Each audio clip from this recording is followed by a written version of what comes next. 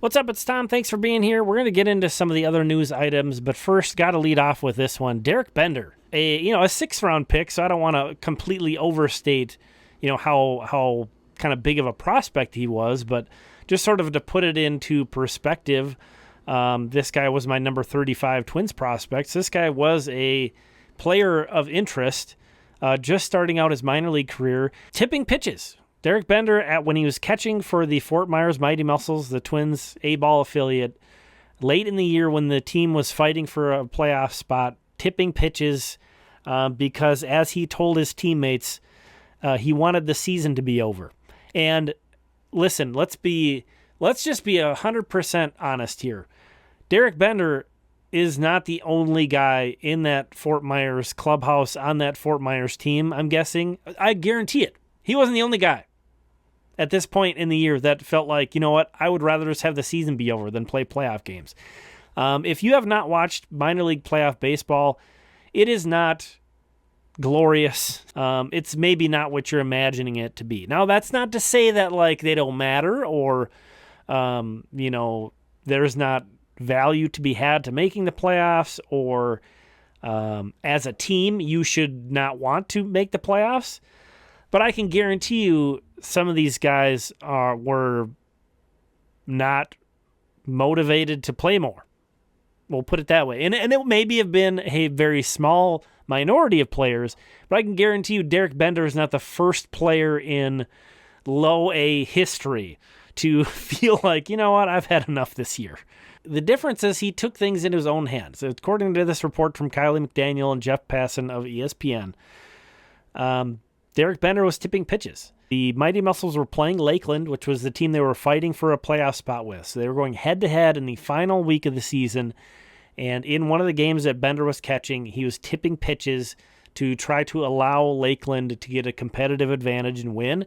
And, it worked, basically. The starter that day, Twins prospect Ross Dunn, got crushed.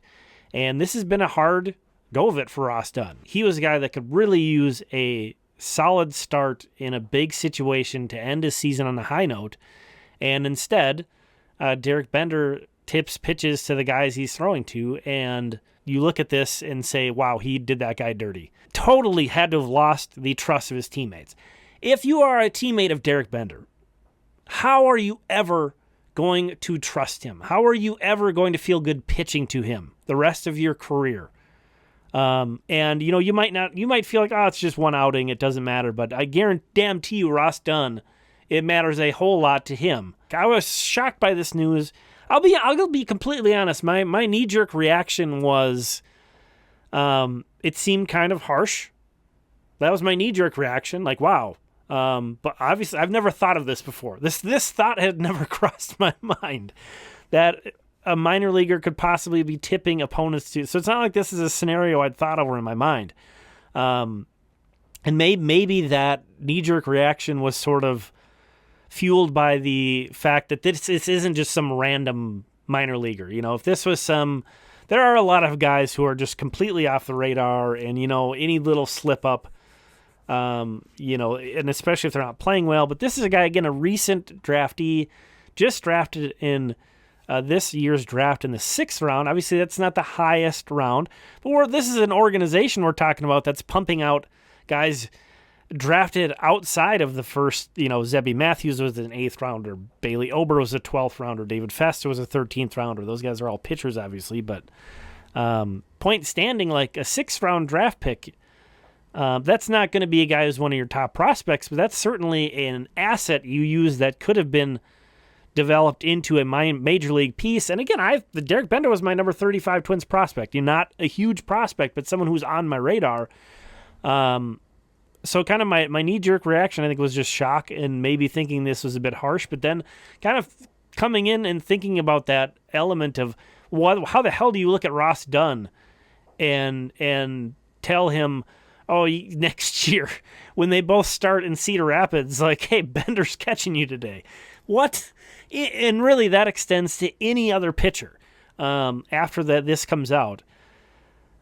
because it's not just done. Every single pitcher, once they know about this, is going to be like, well, I'm not pitching to that guy. I understand why it went to this, just to sort of move beyond my knee-jerk reaction. If it was my decision, I suppose, and I hope the Twins did this, I would want to hear from his teammates, hear from his coaches, and kind of take that into account on the decision. And, we can take this further, and it's a slippery slope thing, and imagine, what if Derek Bender is willing to do this just because he doesn't feel like playing a few more games? It's not even like the playoffs are long in the minor leagues. I think most of these series are 3-game series, so what the hell? Maybe there's something else going on. Derek Bender himself has not commented on this, so it's still somewhat of a developing story. Shortly after he was drafted, was looking around and trying to find some information. The first thing you find when you look up Derek Bender is him pimping multiple home runs and getting in trouble from opponents from that. Part of that is because, as this Mojo Hill article indicates, he was a guy that really focused on fun. Derek Bender wants to make baseball fun again, regardless of what life throws his way. This was a great article by Mojo Hill. I retweeted a really great thread that Mojo Hill had on Twitter that basically called Bender, I think, the most fascinating player he's ever covered. Just to kind of throw something over to kind of his personality, too. I want to throw to a post-game interview he did with Fort Myers, just to give you another kind of a little sliver. So my walk-up is actually dedicated to my mother. It is her birthday today. She's the lovely-looking lady over there. So you said that you do your best when you're having fun. What were the most fun parts of tonight besides your homer? Honestly, Kaylin Culpepper and me and Devo are out there singing our favorite song together. We just have a great time. This team gels really well, and I think that's what allows us to have the success that we've seen so far. And I'd seen other post-game interviews with him in college and in the Cape Cod League, and he just seemed like such a vibes guy, a good guy to be around, a fun teammate, and from a being able to get additional knowledge about what kind of person this is. This is from 2 years ago, Coastal Carolina's roster. Derek Bender was a college teammate of Peyton Eales, who has kind of been an indie ball signing, who's kind of been a sensation in the Twins minor league system this year, currently playing in AAA with the Saints, and Nick Lucky, who also was an indie ball signing of the Twins before Derek Bender was drafted. So the Twins had 2 guys in their system who played college with Derek Bender, in addition to kind of his reputation of being just a good guy, a fun guy to be around, but obviously kind of an odd guy, from what I was gathering in. That's why I kind of found him so interesting. He just seemed kind of weird, and maybe this was just an odd guy making an odd decision. I don't know. Again, I think this is going to be developing. We're going to hear more, and kind of going back to that Mojo Hill article, this is sort of the line that sticks with me. His name is Derek Bender, and he's here to live his life just the way he wants to. I guess. I'm just really disappointed. And I'm just disappointed with everything. I'm disappointed that he did this. I'm disappointed that it came to the point where he had to get released. I'm thankful that the Lakeland coaching staff let Fort Myers and the Twins know that this happened. I'm still kind of torn on this because on the one hand, again, there's that trust factor. Are your teammates ever going to trust you? How as an organization are you ever going to really trust Derek Bender to make good decisions after something like that happens? But at the same time, this is a 21-year-old guy. Maybe he gets to make a mistake. I don't know. I guess I'm glad I'm not the one that has to make these kind of decisions. I feel like there is a lot of people allowed to be in baseball who've done worse things, but I suppose most of those worst things have been off the field, and maybe there is a differentiator there, as messed up as that sounds. I don't know. This is still really fresh, so I haven't really had a chance to digest it. I will say I do feel like the Twins were certainly justified in releasing Derek Bender, and in case anybody's interested, it sounds like, at least for now, he's keeping his entire bonus, which was not significant in baseball money. It was around $300,000. It was a little less than that, but that's pretty significant in the grand scheme of draft pick money. Some guys get $10,000, So this is, again, I'm just, it's just a bad taste in my mouth, this whole situation. So let's move on to other news. I can't say better news, but other news. Emmanuel Rodriguez. 2-0 pitch. He swings on this swing and misses here, at a sinker. he appeared to wince. 2 balls, 2 strikes. Strikeout would be good cut here. Back to him. He's kind of Infield wincing pop-up still. He would calls be very for time. good. A double play ball right to it's say not obvious that anything is bothering him, but bag. Well, that would be pretty easy to guess with all of his hand and thumb issues that might have been it. He exits this game in the second inning and was confirmed that he re-aggravated his thumb injury. He's been hurt a lot. There's no getting around that, and I've seen a lot of people call that out. We'll go through an off season. That thing will heal up. I imagine it'll be fine after that. There's no denying he's been hurt a lot. It does seem like guys who get hurt a lot more. Guy's still only 21 years old. I would not be jumping off. I would not be selling high. I would certainly be holding on to Emmanuel Rodriguez. Very, very excited about this young man's future, but that's something you cannot hide from. He has been hurt a lot. So hopefully just over the off season and not having pressure to get back healthy to get in games, that hand just gets good. For anybody wondering, he does wear the mittens. He wears both mittens when he runs the bases now. The last time it got re-aggravated on a slide, it was when he hit a double. I'll certainly be looking for him to only slide feet first going forward. That's something that I do think from a preparation perspective, he does need to just kind of eliminate head first slides from his game. So we'll see. Here's the more positive news. Byron Buxton, reinstated from the injured list. He will be on the Twins starting tomorrow, Friday. So really looking forward to that. Did not get back into rehab games after that game. He was ejected and apparently kind of tweaked that hip. But has been facing live pitching, has been preparing. I don't know that a guy like Byron Buxton really needs to go on an official rehab assignment. Actual baseball games don't allow you all that much opportunity. It seems weird, but they don't afford you all that much opportunity to actually, get out there and test your body. Now, of course, practice speed and game speed are different. So I'm not saying it's completely useless to go on rehab. So, but Byron, he is so streaky anyway. I could see him coming out going 0 for 10 with 8 strikeouts. I could see him going 8 for 10 with 4 homers. I think anything's on the table. Moving on, the Twins, it felt like they had a lot longer than a 4-game losing streak coming into Tuesday. But it was only a 4-game losing streak. They'd played like garbage over a 20-year game stretch, so it had been a poorer, bigger stretch. But Pablo comes in and helps snap that losing streak as the stopper. Not his best game, but the Twins score 10 runs on Tuesday and then win again on Wednesday. So, that doesn't mean all is washed away from their struggles, winning 2 in a row, but the sausage being back means that all their troubles are washed away from that bad stretch. The things that don't make sense are the most fun, and that's one of them. Somehow the summer sausage reappears, and the Twins, the hopeless Twins offense scores 10 runs. Kyle Farmer had a big game. And then we're going to look at some minor league highlights. But, as I sat down to try to prepare some more stuff to talk about, that Bender news came out and it hit me like a truck, man.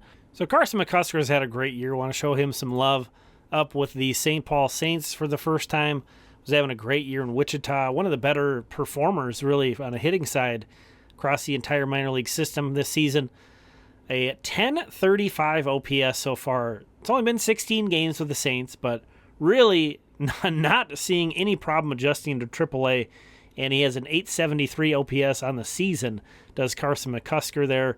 One of the biggest human beings in baseball, rivaling Aaron Judge. Not comparing the two's games, but he's that big. Kiley Rosario, back with Wichita. He was injured for a while, was on rehab assignment, but made his way back to Wichita before the end of the season. I think that's big for him. And also hit 2 home runs this week. That's huge. So really nice to see him back, a guy who was the Midwest League MVP last season on that championship Colonels team. Kind of got off to a slow start, but was heating up before he got hurt. And, could be a huge factor still. A young guy getting it done in Double-A. Would love to see Kiley Rosario with a healthy 2025. Of course, we only have the Saints and Windsurge active in the minor leagues. So here are the starting pitchers from Tuesday, Wednesday, and Thursday. Brent Hedrick continues to rehab back from the injured list, a left-handed pitcher, which is an interesting thing to note. Cody Funderburk, speaking of left-handers, started a rehab assignment with the Saints as well. So, the Twins probably could use another lefty. A couple of potential options there, kind of getting ready to possibly contribute. Andrew Morris continues to, I wouldn't say necessarily impress, but hold his own. Well, but I think that's a good way to put it. Hold his own in AAA as a young guy, moving on up. Started the year in High A, much like Zebby Matthews. He hasn't quite made it all the way up to the major leagues, but Andrew Morris and other guys really climbed, had a great season. Corey Lewis, 6 innings of 1-run ball with 6 strikeouts. He's kind of almost flying under the radar at this point, but another great start for him in Double-A. Really excited about what is to come next year. On the hitting side, here are the notable hitting performances. We looked at Kiley Rosario. Shout out to Peyton Eels, who reached safely 5 times on Wednesday, having such a wonderful Cinderella year. And then, of course, Carson McCusker also having a great season. Both those guys in AAA, both those guys former indie ball signings. And the fun part is Carson McCusker is like 6'8", and Peyton Eels is like 5'5". So, the complete opposite body types you could get in a ball player. And they kind of have that common thread between them. Of course, got to call out Walker Jenkins. I know a lot of people are going to be interested in how he did. Was promoted up to Wichita to continue his season, and unfortunately it's been bad. But it is only 0 for 12, but it's 0 for 12 with a walk and a strikeout. So Walker Jenkins, not getting his feet wet, getting a experience in Wichita in Double-A, where he's, I would assume, starting next year. So at least, this last week of the season there, once whatever happens this week, he can say, oh, okay, that was that. I know what I'm getting myself into next year when I head there. I have an idea of, I imagine probably the coaching staff's going to remain mostly the same, and his living situation there. So it's great. Whatever, even if he went off this week, it was only going to be a week anyway. We would have rather seen that. I don't want to be painting this in a light like, oh, it's good he went over 12. But I don't think I really have any reaction to 3 bad games out of Walker Jenkins to start his Double-A career, because he had been excellent with Cedar Rapids of late. So that was really good to see him turn it on and have a great stretch with them. Anyway, let me know. I'm super curious to know what you are thinking about the Derek Bender situation and what kind of. Obviously, we have a lack of information on our end. We can only know so much. The people who made that decision knew a lot more than we did, but I'm kind of curious what you thought about that one. So let me know down in the comments. Really appreciate you watching this one. We'll talk again soon.